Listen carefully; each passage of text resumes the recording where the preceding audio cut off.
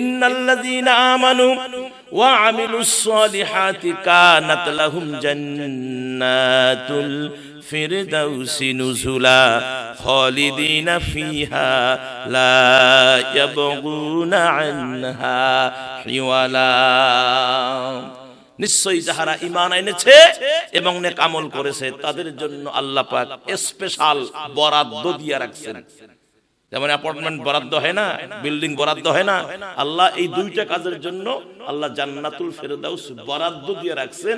যারা এটা করবে তারা ওই জান্নাত পাবে, আর ওই জান্নাতে তারা ঢুকবে, কোশ্চিন কালেও বাহির হতে চাবে না। এখন আসেন আমরা, জান্নাত আছে কয়টা?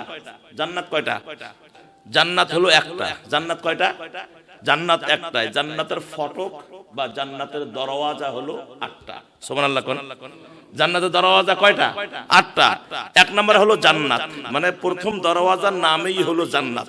দ্বিতীয় দরওয়াজার নাম হলো জান্নাতুল ফেরদাউস। সুবহানাল্লাহ, যে এখন একটু আগে বললাম ফেরদাউসি নুজুলা, আল্লাহ পাক বরাদ্দ করে রেখেছেন এই জান্নাতুল ফেরদাউস বান্দা বান্দির জন্য। 3 নম্বরে জান্নাতুন নাঈম, জান্নাতুন নাঈম। 4 নম্বরে দারুস সালাম। 5 নম্বরে জান্নাতুল খুলদ। 6 নম্বরে জান্নাতুল আলিয়া। 7 নম্বরে জান্নাতুল আদন। আর 8 নম্বরে জান্নাতুল মাওয়া। জোরে বলেন সুবহানাল্লাহ। এখন আপনি কোন ইবাদত করলে, কোন কাজ করলে কোন জান্নাত পাবেন?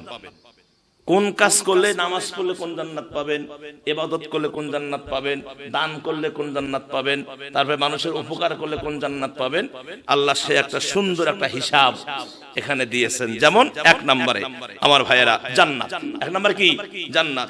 আল্লাহ রাব্বুল আলামিন সূরা বাকারার 25 নম্বর আয়াত রব্বুল আলামিন বললেন, অবাশশিরিল্লাযীনা আমানু وعملوا الصالحات أن لهم جنات تجري من تحتها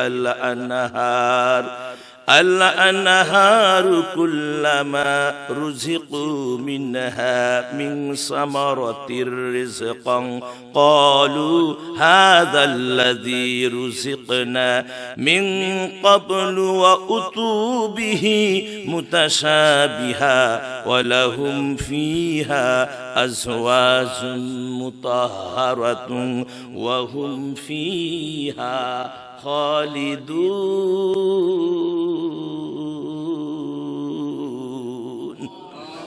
আমার ভাইয়েরা, আল্লাহ পাক বললেন, হে নবী সাল্লাল্লাহু আলাইহি ওয়াসাল্লাম, যারা এই কিতাবের উপর ঈমান আনবে এবং এর বিধান অনুযায়ী নিজেদের কার্যধারা সংশোধন করে নেবে, তাদেরকে মর্মে সুসংবাদ দাও। অবাশশিরিল্লাযীনা, সুসংবাদ দাও তাদেরকে যে তাদের জন্য এমন সব বাগান আছে, জান্নাত মানে বাগান, এমন সব বাগান আছে যার নিম্ন দেশ দিয়ে প্রবাহিত হবে ঝর্ণাধারা। সুবহানাল্লাহ।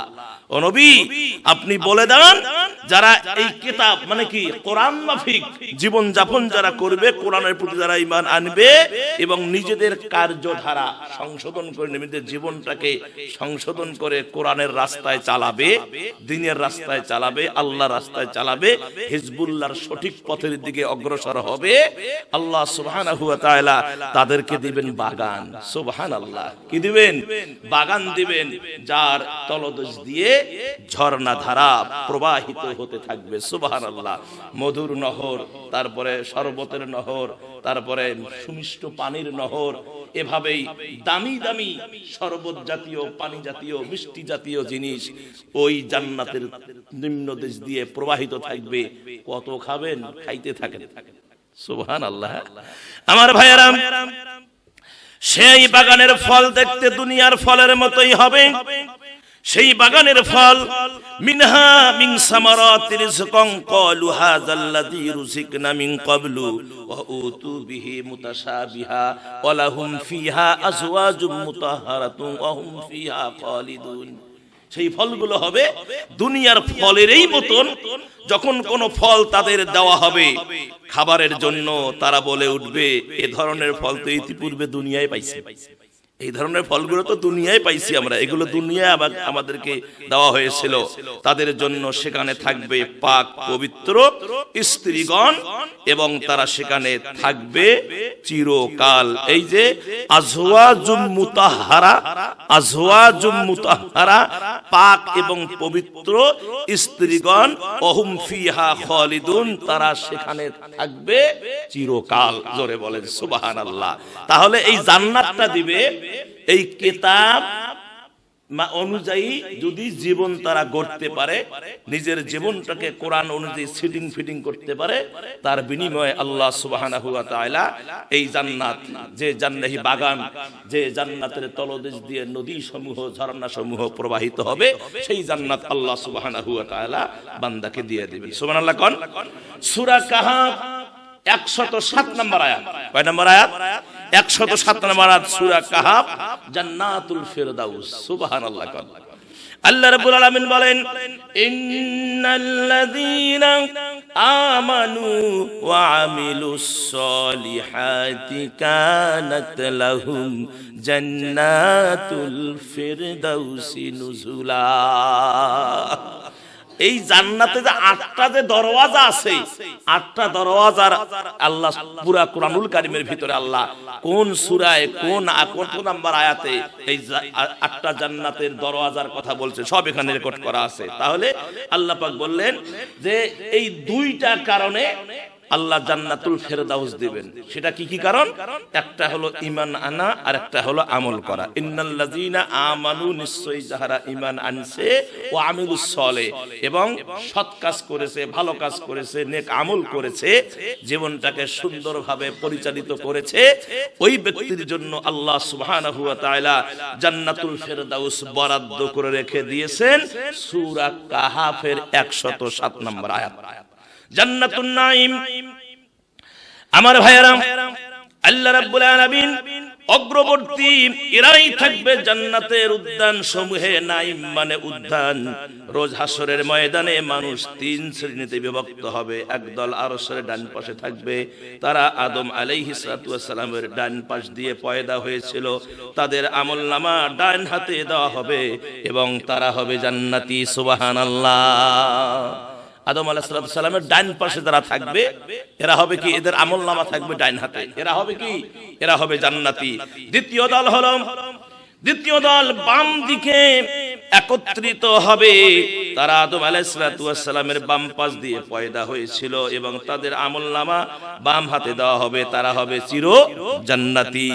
আর তৃতীয় দল থাকবে অগ্রবর্তীদের দল। তারা আল্লাহর সামনে বিশেষ নৈকট্যের আসনে থাকবে।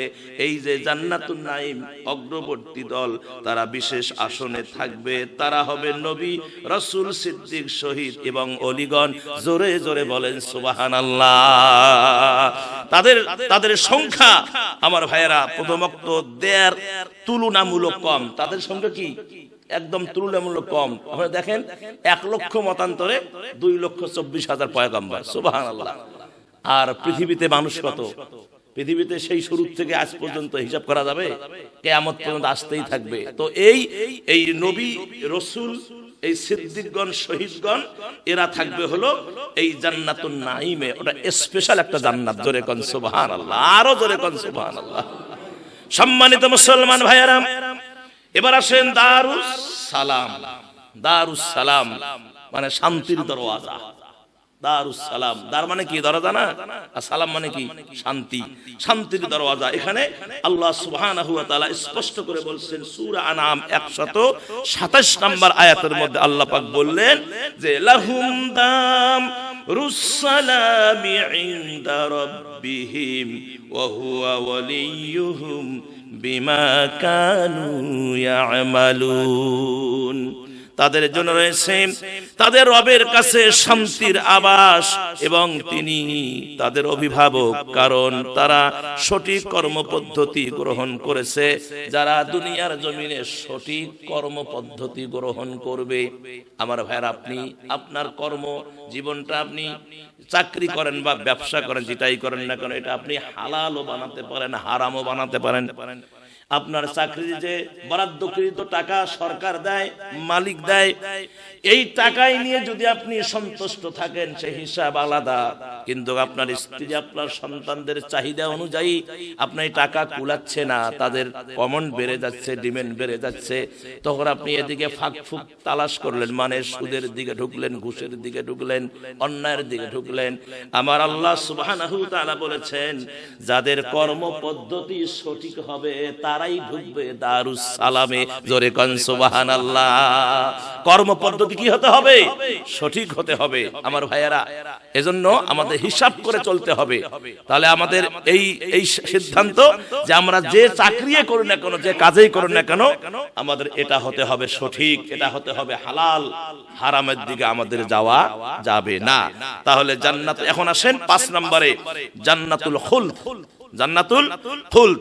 আল্লাহ রাব্বুল আলামিন সূরা ফুরকানের 15 নম্বর আয়াত, কুল আযালিকাম খায়রুন আম জান্নাতুল খুলদিল্লাতী উইদাল মুত্তাকুনা কানাত লাহুম জাযাআন ওয়া মাসীরা।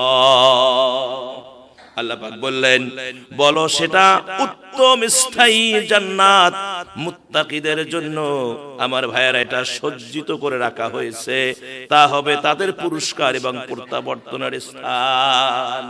এটা জান্নাত মুত্তাকিদের জন্য, যারা মুত্তাকি, যারা কি মুত্তাকি এবং উত্তম চরিত্রবান। মুত্তাকি উত্তম চরিত্রবান, যাদের ভিতরে তাকওয়া আছে, যারা হিসাব নিকাশ করে পৃথিবীতে চলে, তাকওয়াবান মানুষ। আমরা অনেক সময় দেখি একটা লোক যদি ভালো কাজ করে, চার দোকানে আমি খাই না, বা আমি বাহিরে কিছু খাই না, অনেকে বলে যে লোকটা তাকওয়া আছে, লোকটা পরহেজগার, লোকটা মানে কি বাবারে বাবা কি তাকওয়া, চার দোকান পর্যন্ত খায় না, বেনামাজির হাতে পর্যন্ত খায় না। এই যে আমরা অনুভব করি, হ্যাঁ এটা হলো তাকওয়া। এই তাকওয়াবান যারা, তারা জান্নাতুল খুলদ, এই নিয়ামতে ভরা এই জান্নাতের ভিতরে তারা প্রবেশ করবে। জোরে বলেন না সুবহানাল্লাহ।